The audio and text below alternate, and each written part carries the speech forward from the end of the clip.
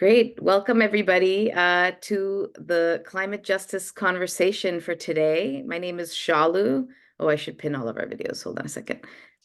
Spotlight me, and then I'll spotlight you guys in a second. I'm Shalu. I run a consulting firm called Designing Impact. I have a background in the innovation and the social impact space. And I started this series because I felt like there wasn't enough dialogue going on around climate justice and what we all can be doing about it. So this is my format to bring in people who are a lot smarter than I am to learn from them, and hopefully all of us can walk away with some lessons and ways to plug in. So I'm going to bring up to the stage, we have James Pippim here with us, and Andreas Karelas. So, woo, welcome, welcome. um, Today's chat is going to be is about focusing on solar and increasing access, equitable access in the US primarily for this conversation. And yeah, so maybe to kick us off, I think the first question, it's always helpful to like get into people's personal stories and like their journeys professionally and personally. So the first question is just around your own personal journey to get into the climate justice space. Um, and yeah, maybe Andreas, do you want to kick us off first? Sure. Yeah, I think my climate journey really began when I was in college. To date myself, this was during the Iraq War, and I think we were actively protesting the war. And as the more I researched into why we were at war, it just became so clear how dependent our economy was on oil and how much geopolitics is affected by that. And this was in the early 2000s, and when clean energy was much more expensive than it is now, and really just got hung up on this question of what can we as a society do to bring down the cost of clean energy and switch to a clean energy economy. And yeah, I was lucky enough to take some classes and do some sort of investigation into the space, and ended up sort of volunteering with some organizations, and have been doing it ever since. And obviously, I think now, I founded Re-Volv in 2011. Re-Volv is a nonprofit organization that helps fellow nonprofits go solar, and we've helped over 70 nonprofits across the country in 18 states go solar. And as we'll talk about today, our theory is really that in order for Americans to fully understand the benefits of clean energy, they need to see it and feel it and see how they can benefit from it. And so that's ultimately where, yeah, I put my time and energy now.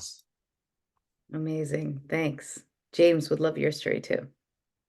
Yeah, for myself, I'm an immigrant myself and a child of immigrants, and so it's always been really important for me to do impactful work. And it kind of started in that impact space in philanthropy and also venture capital, and currently in my current role on a loan fund. And so um, all that work wasn't always focused on climate, but it always intersected with climate, whether that be working on racial justice or housing rights in terms of getting affordable housing to folks. And so the climate always touched all of that impact work I previously did.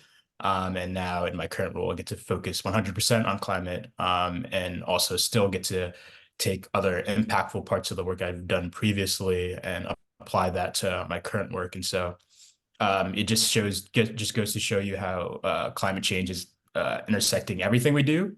Yeah. Whatever impact that we try and make, the climate is always going to be a big factor in that. And so it's been really good to be in a role where I can include folks who have been typically left out of those climate conversations, and ensure that they are being part of those conversations in the future. Love that. Amazing. So let's jump into what you actually do, what your organizations work on. I think we have kind of what's really cool about this conversation is that kind of we're going to look at the solar access space from the funding side, but then also from the kind of community side. And the fact that both of you have actually worked together is also super cool. So even to hear about how that partnership has blossomed will be really fun. But yeah, maybe Andreas, can you start and kind of walk us through what Re-Volv does, how it works? Absolutely. Yeah. So um, nonprofit organizations in the United States, from schools to homeless shelters to animal shelters or health clinics or food banks, houses of worship, have historically had a really hard time, had a lot of obstacles to getting solar projects for their facilities, which, as we can tell, like, these organizations play critical roles in their communities. So if they can benefit from clean energy savings, they can put that money back into their mission. So this has been a huge sort of glaring omission in the solar space for a long time. And the main reason was because there was um, these tax credits that have been driving the solar industry, but those tax credits didn't apply to nonprofits. So I started Re-Volv in 2011 with our mission being to how can we really accelerate clean energy adoption at the community level, and do so by focusing on providing financing for these nonprofit organizations that otherwise didn't have options. So we've been, as I mentioned, we've been doing this for over a decade, have had to pivot our finance model a few times. But ultimately, what we do is provide zero down financing for a nonprofit. So if a school or church or homeless shelter wants to go solar, they can go solar with Re-Volv. We can cover the upfront costs so that they don't have to put any money out of pocket. They start saving 15 or 20% on their electricity bill right away that they can put back into their work.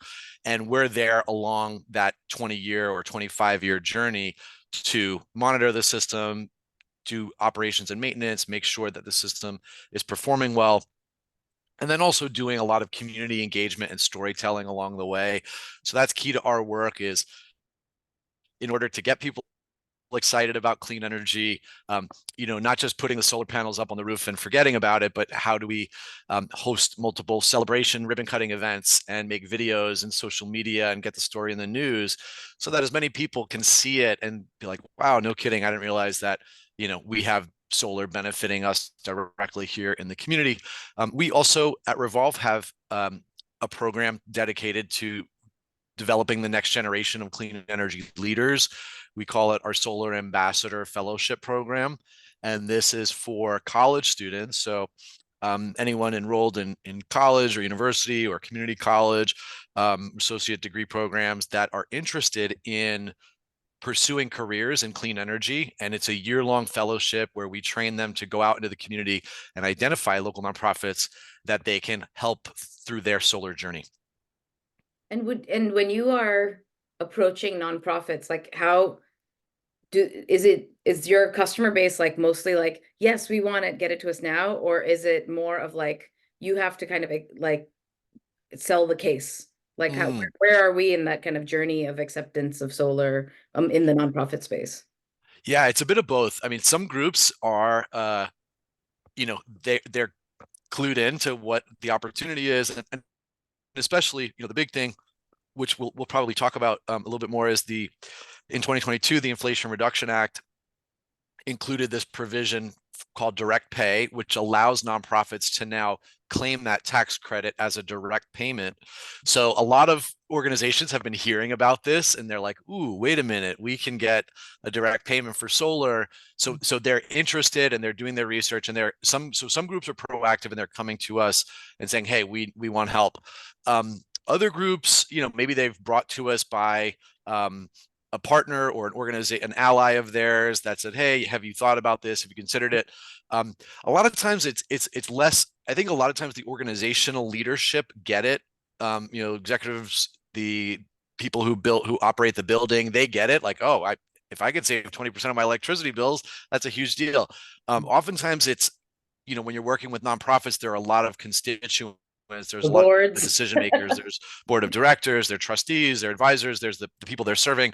So some people oftentimes will require a little bit more discussion and education and sort of answering questions, and that process can take time. And that's something that we've put a lot of time into, to trying to do as good a job as possible of bringing the nonprofits up to speed. Awesome. Great. James, let's hear about Afterglow. Yeah, sure. So the Afterglow Climate Justice Fund is a loan fund. We provide project finance to projects that are supporting climate justice in low-income communities. And so you can think about solar, EV charging, battery storage, that sort of thing. And we have an exclusive focus on serving low-income communities. We're particularly interested in involving communities in every level of what we do. And so we have a community advisory board that is not just advisory, but like critical to everything that we do, from bringing new opportunities into the pipeline that we can invest in to the end of the deal where they sit on the investment council. And so they have a direct say in the investments that we make. We're particularly focused on supporting a just transition. So that can happen in many ways. We often think about it as ownership and leadership. On the ownership level, ensuring that communities have a pathway to ownership of their clean energy resources. That can happen in many ways, whether that be through a cooperatively owning those energy resources or a project where there's 50-50 ownership, co-ownership with like another developer. And as much as possible, we are also trying to support folks of color in entering the green economy, in terms of like hiring folks from within those communities to develop those projects, but also the developers themselves being folks of color as much as possible. That we look for those opportunities to support folks of color in terms of starting their own clean energy projects that are serving the communities that they live in. Very cool. And would you say, like, is there a stage of company or nonprofit that you work with in the fund, or is it kind of, it really runs the whole breadth? Yeah, so we fund across the development stage. So from pre-development, where projects are just getting started and are kind of doing the groundwork, like securing a site lease and that sort of thing, to construction when projects are actually being built, and then to sort of when projects are actually in the ground. We also provide financing to like take out construction capital and to fund those projects when they're up and running. Very cool. And I remember in our first conversation, this investment council was like the thing that I was so excited to dig into.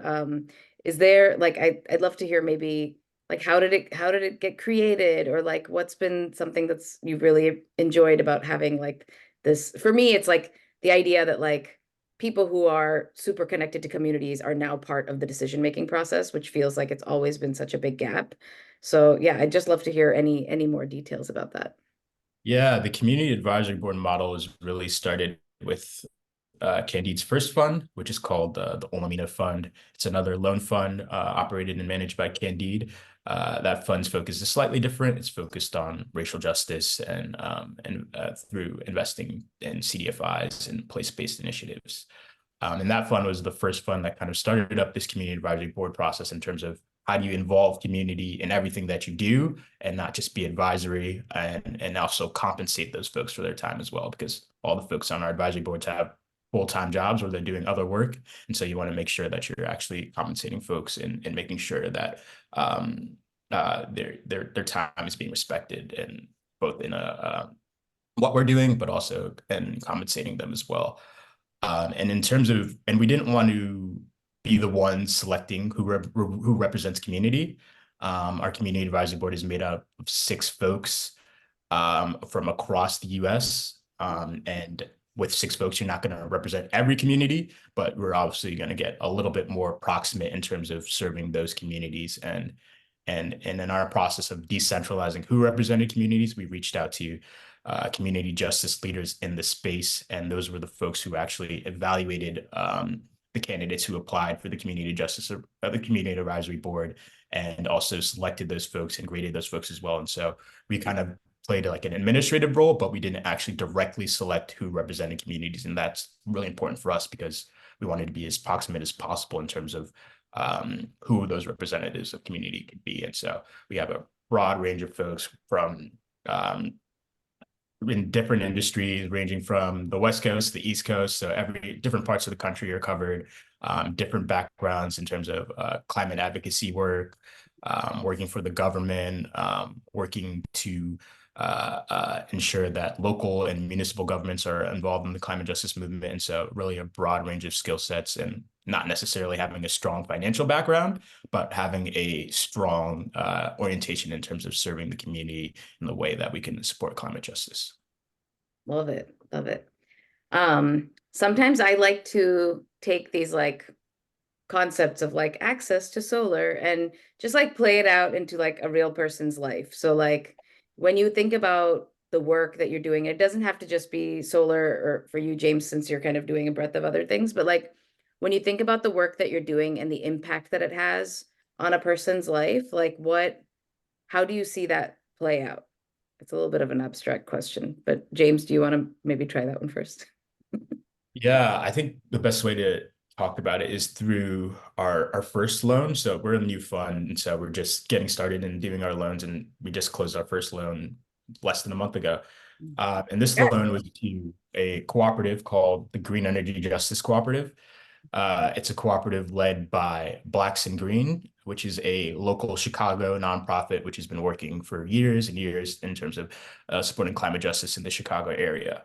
And this cooperative model is unique because it actually gives community members a say and ownership in their clean energy. And so they get distributions for being part of the cooperative, and also have a direct say in terms of voting who's on the board of the cooperative and how the cooperative makes decisions moving forward.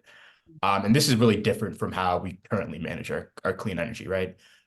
It's mainly your energy is coming from your utility, and you pay your utility bill, and you're not really interacting with how your energy comes in. But through this cooperative model, you have a direct say in terms of like how that energy is being managed, and like how you are using those energy savings from transitioning from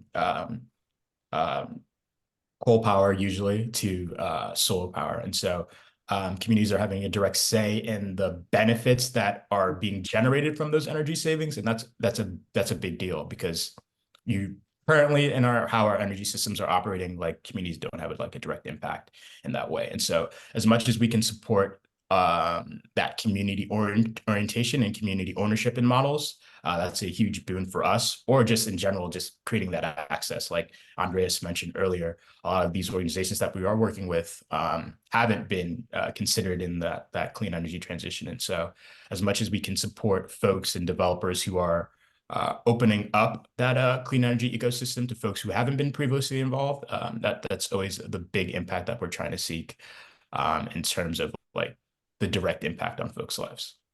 I love that focus on ownership, because like so many, like especially utilities, it's like who I grew up never imagining that utilities would be something that we could actually own and be part of. It's always been outside of our control, and to make that happen with the populations that are underserved is super cool. Andreas, would love to hear kind of the person's experience who works with Re-Volv. Yeah, totally. I think there's sort of two ways that, individuals might, kind of be sort of benefiting from this work. So, well, I guess three. So one would be, for example, we have there's an awesome project in Fruitvale in Oakland called Harbor House, which they do after school program. They work mostly with immigrant and refugee families in the Fruitvale area. Provide a tremendous range of services, from after school care to summer care, youth development to workforce development for adults, teaching English as a second language. So for any one of the families that they serve, they're now saving 20 to 30% on their electricity bill every year, the nonprofit, that they can then put back into those services. So that's more seats for children, or more opportunities for people to take classes and learn and go through their workforce development training. So I think just expanding the mission of the nonprofits who we're serving is probably the biggest impact, direct impact on people's lives, on the constituents that those nonprofits serve. I would also mention a big part of our work is to educate the community members about how you can go solar, or how you can benefit from clean energy as well, especially now with the Inflation Reduction Act. There are so many rebates, incentives, and opportunities, particularly for low-income folk, that they might not even be aware of. So when we have our ribbon cuttings and our community engagement opportunities, it's to say, hey, this organization went solar, you can go solar too. You can weatherize your home. You can maybe switch to an EV. Here are some rebates and incentives and providers that you can connect with. And then that way we can hopefully lower people's energy burdens and their electricity bills. And then the last one I'd mentioned, is our ambassador program. So that's where we're training young folk who are trying to get into this industry, and giving them a path. I mean, the vast majority of our students, upon graduation, have gone to work in the industry. I get um, uh, the unique pleasure of getting to see them. Like, I run into them at conferences and on webinars, and I'm blown away by how successful some of these ambassadors have become. So that's another area of kind of individuals getting benefited from this work. That's great. I love the just like having, been part of a nonprofit before, even just like reducing a cost so that you don't have to fundraise a little bit is like, that's a huge deal too. So you can expand programs, but even just like having a little bit of flex funding, like, is just a big relief. So I love that. So I think both of you work in like kind of different parts of the ecosystem, but I'm really curious that about just like in the journey, what's been kind of one of the challenges that you've had so far, or like something that kind of made you have to rethink something, or like something that changed your mindset about how you're approaching the work. I don't know if anything comes to mind, but maybe Andreas, if you want to go first on that.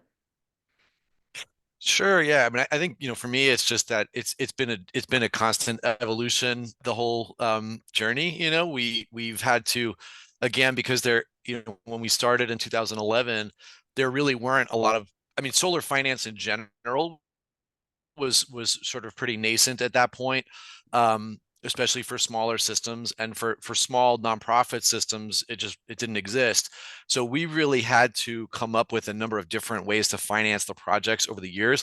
So when we first started, we were a crowdfunding platform where people would donate $25 and whatever they could, and we would share it on social, and we would do that for a couple months, and you'd raise enough money, and then you'd be able to build a solar system, and then the proceeds from that would revolve into the next solar installation, and so on and so forth. Then maybe about 4 or 5 years ago, we were able to partner with an impact investor who was able to set up a tax equity structure to monetize tax credits, and that allowed us to get our first, larger projects built. Then we switched to recoverable grants, which was, working with donor advised funds and having individuals lending us, directly from their DAF, which was that was a huge learning process. And, how do you kind of work with these different donor advised funds and all of that. And then now more recently, working with larger foundations as well as Candide on program related investments and proper project debt.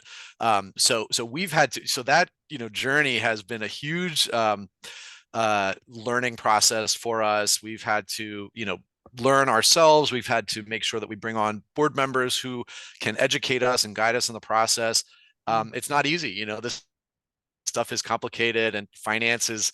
I think one of the things I've learned is that a lot of times the financial concepts are maybe easier to understand, but the world of finance likes to use a lot of jargon that, consciously or unconsciously keeps a lot of people out, because it's just like so hard to navigate. But yeah, so that's been a lot of learning, and also just, the more projects we've done in more areas and working with different types of nonprofits and different constituents and different partners, just evolving our process over time, making sure that it's as equitable as possible, making sure that it's as accessible as possible, as inclusive as possible. So it's a constant learning process for us. Was there like a couple of primary reasons why you decided to be a nonprofit versus, some other structure?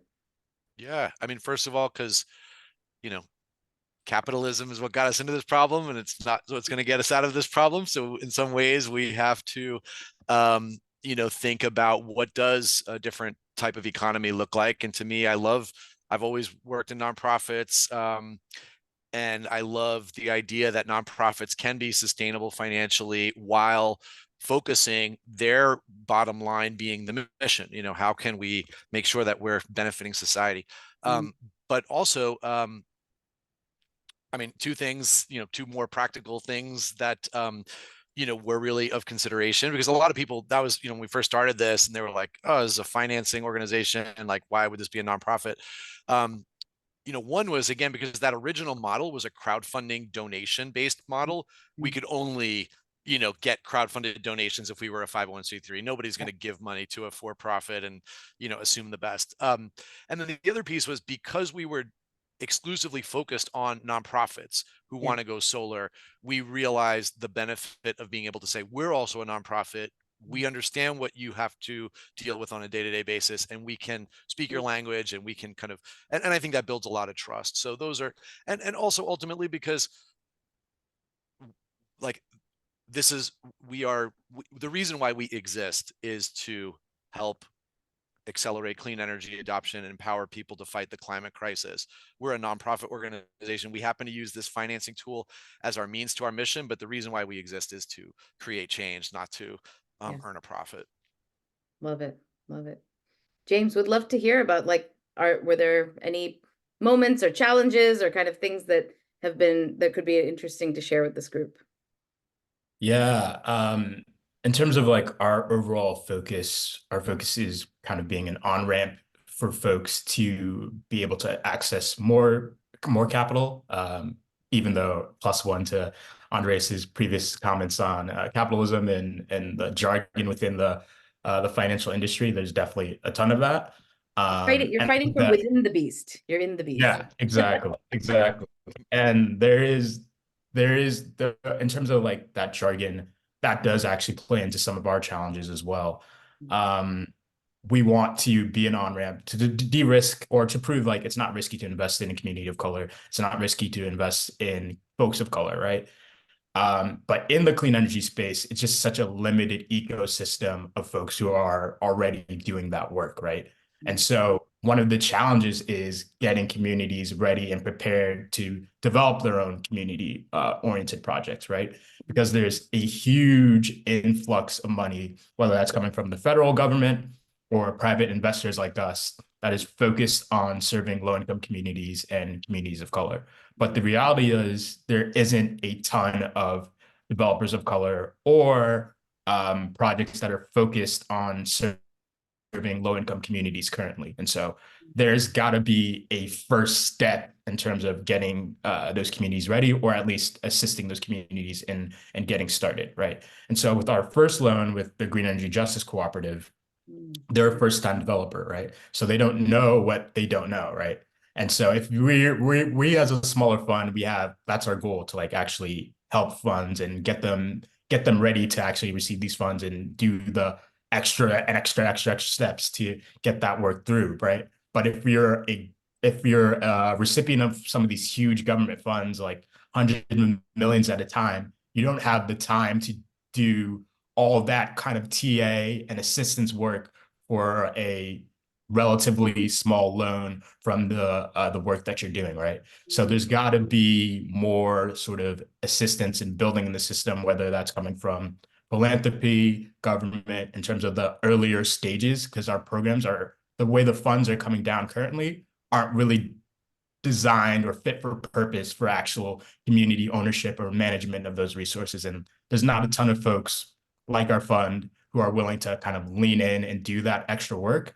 And so there's got to be a lot more ecosystem building if we actually want to achieve those goals of serving low-income communities, achieve those goals of serving communities of color. We have to the funds that we're receiving right now aren't really fit for purpose for that right now. And so we kind of have to do a lot of the groundwork to ensure that other folks can receive those funds. And from Afterglow's perspective, is just proving case by case that you can do it in different parts of the country. In terms of our pipeline, we have folks from across the country, really. Re-Volv, who's in SF. We have folks who are working in Georgia.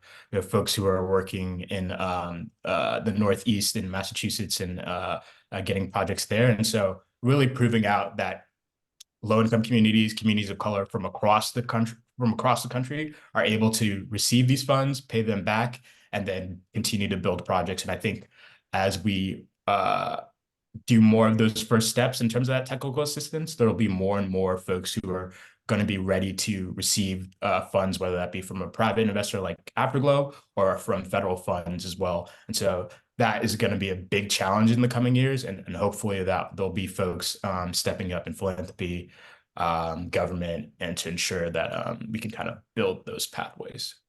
Are you finding that the best way to kind of do that kind of preparing the market is like through partnerships, and like what's it like, how do you even do that?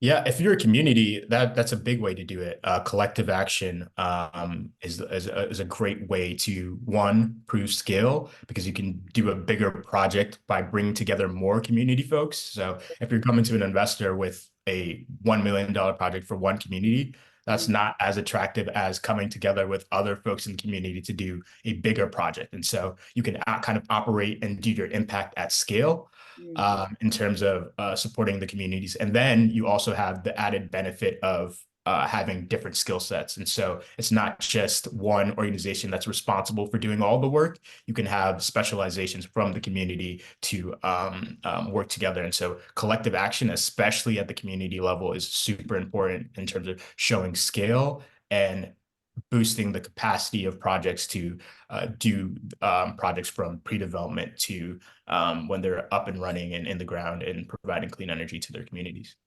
When you say collective action, like, is that organized? Like, who's doing, like, can you give an example of what that looks like?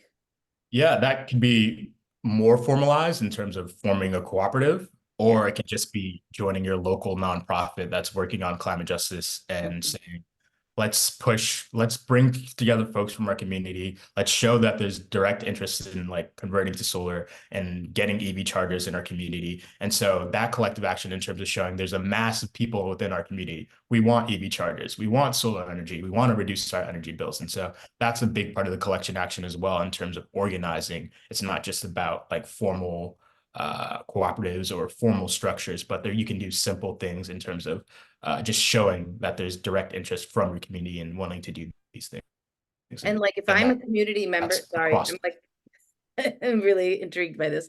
Go ahead. Yeah. Like, if I'm a community member and I want to, I want to request, $1 million to do a project in my community, like, how do I find out where to even go? Like, what, like, like, what I'm hearing is that the funds exist, that there's a lot of coaching that needs to happen to be able to enable those populations to then like structure request the right things. But like, what's the pathway from like a person, and who do they go to if they want to like create some kind of collective action? Yeah, that's also part of the problem too, right? Like, how do you actually access those resources? It's not, well, they're available like EPA.gov, but that might not be like something that you can Yeah. translate and No. understand. Oh, okay. These are clear next steps. EPA.gov, there's 50 billion available. How do Yeah. I get that 1 million of it? Right? That's not really like accessible to anyone like as a community oriented work, but there are local community organizations who are doing the good work of translating this work Yeah. uh, in terms of translating it to lay terms or even translating it to a language that you speak. And Yeah. so these are two big things in terms of reaching out to local community organizations that are doing the Mhm. very important work of translating these complex legislation that's coming down. And honestly, even funders like ourselves, we're still trying to figure it out because the government hasn't really figured it out yet. It's all kind of in flux, and we're kind of seeing some of the issues as we kind of start to distribute these funds. And so I don't think within the next year or two we're going to figure that out. I think it's going to take some trial and error. Mhm. Uh, and so I think there's going to be an element of patience that we're going to have to apply as well because a lot is in the air. There's a lot of good intentions, and I think there'll be like a lot of correction from what we um, assumed would go right and wrong. And as we put like more things in action, I think we're going to learn lessons that are going to help us be more responsive and actually be able to achieve the aims that we're seeking to do. That's awesome. I would just add, if I could just kind of like, yeah, piggyback off that. Yeah, well said, James. And I think it's also important, again, something that we're learning as we're kind of getting deeper into the way that finance works and these big numbers, especially you're talking about, the greenhouse gas reduction fund, from the EPA is $27 billion. Like, how is $27 billion going to get into the low income and communities of color that it's intended to, as the law is written? And so, what we're seeing is basically that you're going to have these different sort of intermediaries that are going to be able to work together to make sure that the money gets down to the communities that it's intended to. So you have, groups like, a number of a number of winners were just announced of this greenhouse gas reduction fund, where they're getting, $3 to $7 billion a piece, and then they are looking at who would we give this money to, who are we lending this to, that can take, hundreds of millions of dollars or tens of millions of dollars, right? And then, and you look at groups like Candide, who have raised that fund of money, and then they're turning to groups like Re-Volv, right? So saying like, okay, well, we can lend Re-Volv a few $1,000,000, and then Re-Volv is actually then the one to turn around and say, oh, you have a $20,000 project, you have a $50,000 project, and then we can service those loans at the community level. So there's basically, there's this sort of overarching kind of structure of how the money flows, because each entity kind of needs to have trust that who I'm lending money to is going to be able to pay me back, and with interest, and there's different due diligence and underwriting that goes into that. And so ultimately, I think, but there's a lot of figuring out that still needs to be done around historically excluded communities, right? Communities, this is, before clean energy, right? Communities, low-income communities, communities of color have historically not had access to finance for mortgages, for auto loans, for you name it. So these are long-standing, prejudices and biases that are implicit in the financial structure. So this is really where the work needs to be done over the next few years, is how are you building those relationships from community-based lenders, CDFIs, credit unions, community loan funds, nonprofits that are working in underserved communities to say, okay, how do we figure this out? How do we underwrite this? Like, that's really where a lot of the the lessons learned are happening in real time. And the other thing I'll say is, to James's point, like, Re-Volv, I think ultimately the bigger picture narrative that needs to be changed is that communities that historically were excluded access to capital actually can and are paying people back, that these loans are serviceable, that they're de-risked. In Re-Volv's case, we've helped 70 plus nonprofits in 18 states go solar. We've had 100% repayment rate to date. We haven't had one default, right? Granted, when we, that's a small number in the scheme of things, but it goes to show that when people are saving money in their electricity bills, they tend to pay back those electricity bills. And this is kind of that broader narrative that hopefully we can help to shift, so that Main Street lenders, so that it's as easy to get a solar loan as it is to get an auto loan, and that's accessible to everyone. Yeah. The structure that you talked about getting the funds from government through these intermediaries then to people, like, immediately I mean, it like immediately made me think about I've done a lot of work in like the international development space, right? And it's been like huge chunks of money go to a few giant companies. Those companies just become machines. And then at the end of the day, like, there wasn't actually, I don't think, a lot that ended up going into communities. So like, I don't know if you have any commentary of like, are we doing it better this time around? And like, are the resources going to get to people, or is it too early to say? Yeah, well, one of the things that was intentional about the way the Inflation Reduction Act was written is that it includes this Justice 40 provision, which basically says that at least 40% of the dollars have to flow to underserved communities, or vulnerable communities. And some of the Greenhouse Gas Reduction Fund recipients are saying, actually, we are targeting 60% above, the 40%. So I think that the intention is there. The law is clear as day that that's how it was written. But yeah, I think this is the question now, is, okay, like, we're just now starting to see how this is going to be rolled out. What does this look like in 3 years or 5 years? And how did the dollars get deployed? And how did communities find out about the opportunities? So it's very much kind of in the process.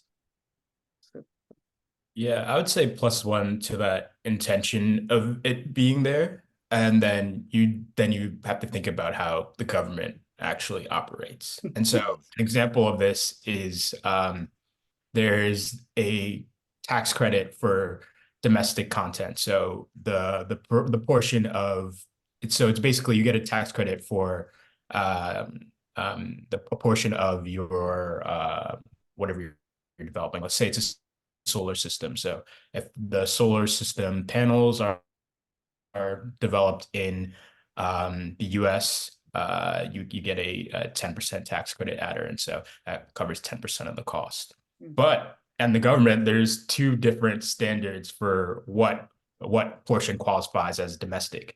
And for the tax credit, the ITC tax credit, it's 40% has to be domestic.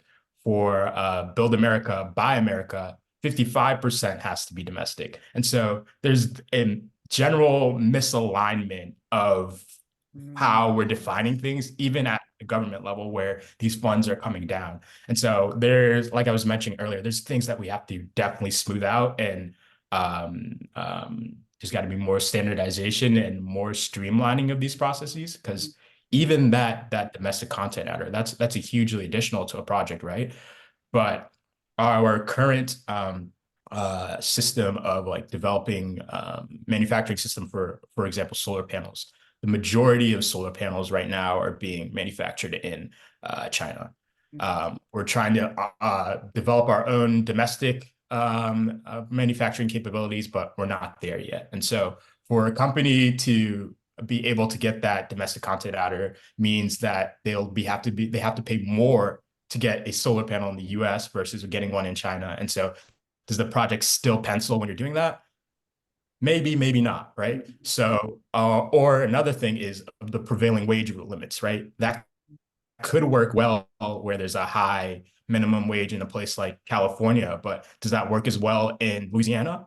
That may not make a pencil, that may not make a project pencil as well. So there's a lot that needs to be kind of like smoothed out and evened out, because there's great intentions behind all this work, but when you actually look through the legislation, there are huge stumbling blocks, especially if you're coming from a low income community or a community of color where you may not be able to make a project work without those tax credits. And that's a big stumbling block that we still kind of need to work out in the next couple of years. Super interesting. For those of you who might have questions for our panelists, I have like a couple of quick questions, and then would love to open up the floor for anyone who wants to jump in, and you can unmute and stuff so we can hear your voices. But I wanted to, Andreas, when we chatted, you were so passionate about the Inflation Reduction Act, and there's so many things that people should know about it. But yeah, for like an audience here that's like, maybe newer to the climate space, or maybe don't know all the different dimensions of it, like what are some of the key takeaways that you would share about the Inflation Reduction Act? Yeah, absolutely. And first, I just want to just kind of share some high level stuff around where solar is deployed, just so that we kind of get a sense of what the challenge really is, right? Obviously, ultimately, our goal is 100% clean energy for 100% of the population. Right now, where solar is deployed, we see that in compared to non-majority census tracts, Black majority census tracts have 70% less solar. Hispanic communities have 30% less solar. White communities have 20% more solar. And then on the other side of the coin, when you look at the workforce, 70+ % of the solar industry is white, 70% of the solar industry is male. So that's one story right there, which is right when the industry is predominantly white, predominantly male, and you're seeing solar being deployed in more so in white communities, like there's a huge problem there that needs to be addressed in multiple ways. One of the things that we see as part of our theory of change is what's called the ripple effect, or the seeding effect of solar. And there's a number of studies that point to the fact that when a nonprofit or non-residential system go solar. You're going to see 80 residential systems in that community go solar within the next 5 years, which is massive. And you also have studies that show when solar is seeded in communities of color, if that ripple effect is even more pronounced, it's even more impactful than in non-majority or in white communities.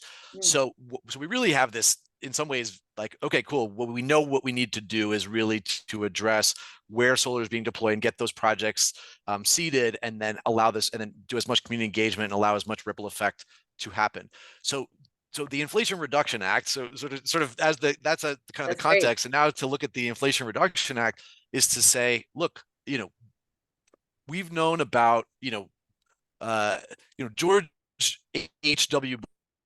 Bush, the first George Bush president, talked in 1989, talked about we're going to battle the greenhouse effect with the White House effect, right? Republican president saying we're going to do something about climate change in 1989. It's 20, fast forward, we did basically bupkis on climate for 30 plus years until 2022 with the Inflation Reduction Act, when Biden administration passes what's arguably definitely the most impactful climate legislation ever passed in the United States, arguably one of the most impactful in the world. And yeah, it got dwindled down, and it took forever, and it came out much less than what advocates had originally hoped for, and ultimately what we need to solve the climate crisis. But the high level is there's $369 billion that is now being injected into the clean energy economy. And that includes manufacturing, that includes project finance, that includes workforce development and a climate core, includes EVs and infrastructure. So it really is a big shot in the arm to solving the climate crisis. And then in particular, there's, as I mentioned, the Greenhouse Gas Reduction Fund from the EPA, which is this $27 billion that's exclusively for developing these community-based clean energy projects, particularly in low-income and communities of color. So that in and of itself is a massive game changer. And then the other piece, which obviously is really relevant to Re-Volv, and community-based organizations everywhere, is this direct pay. So switching the investment tax credit from being this complicated tax credit that you had to create all these structures for in order to take advantage of, now you can get it direct. Now nonprofits, all those schools, churches, homeless shelters, health clinics that our communities rely on can now get a payment from the government for going solar. It's a huge incentive. So to me, again, it's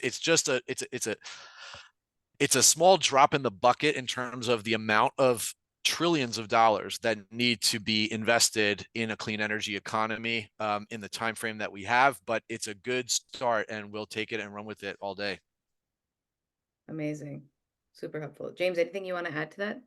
Or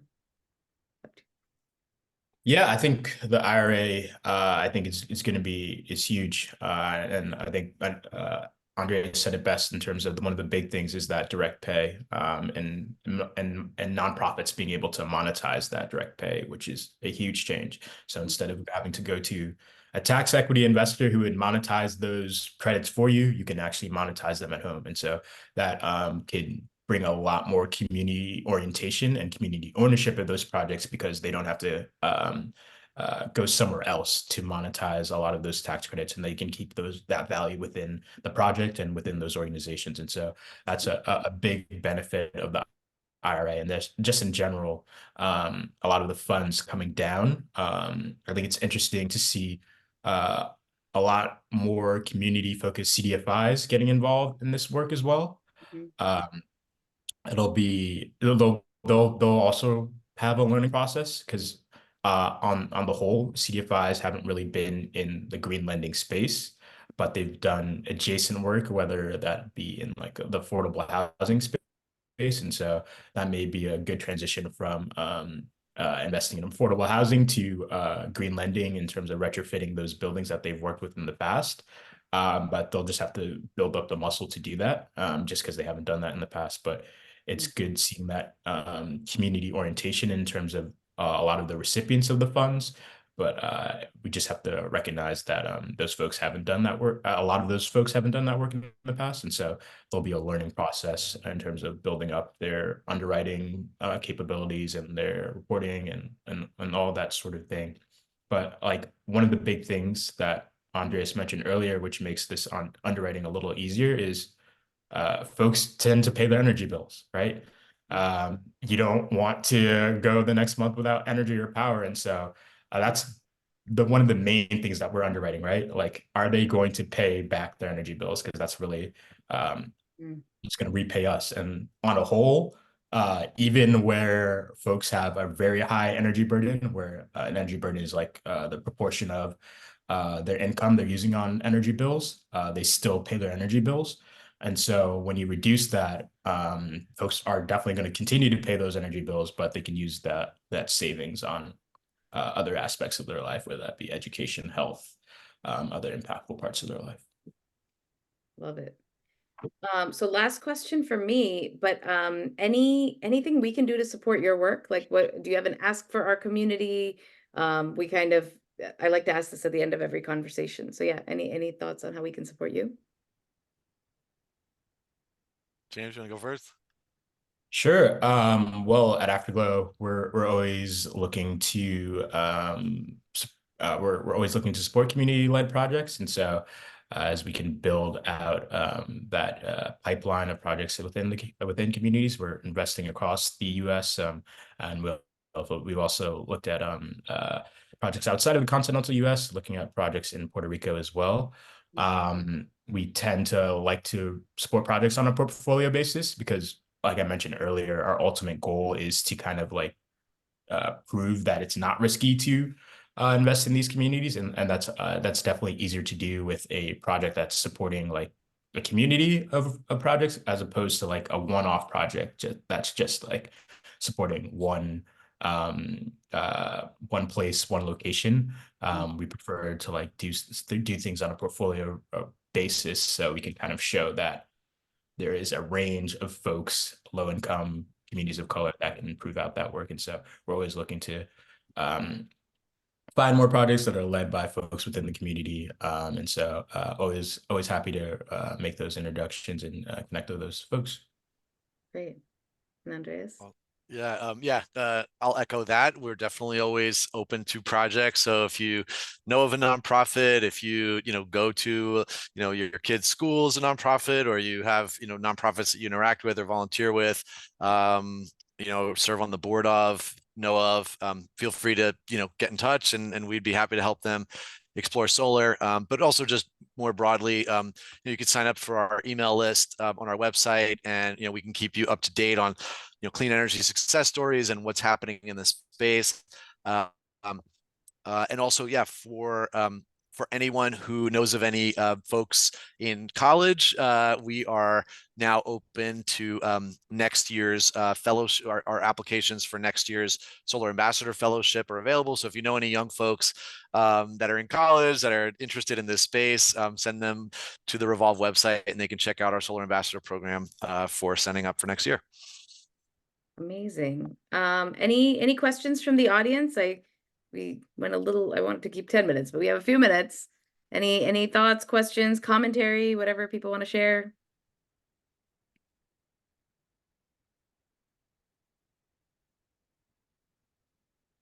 I'm getting a few DMs from people about connections to organizations that might be relevant. So I'll aggregate those and send those over. Anybody on the line?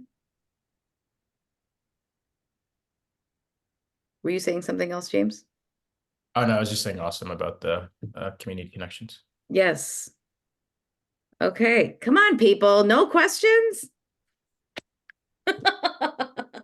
Well, I certainly learned a ton. I feel like we dug into stuff that we hadn't even prepped for, which I was really appreciative of both of you going in on, of just like the role of ownership, what that can mean for communities, how like you're really, I don't know, just like having two people that are in like industry, but really also having hearts and souls as you're doing this work is like really refreshing for me. So yeah. Anyway, thank you so much for your time, and thanks everybody for joining, and yeah, see you at the next one. Thanks for having us, Shalu. Good to see you, James. Appreciate it. Thanks, See you guys everybody. later. Take care.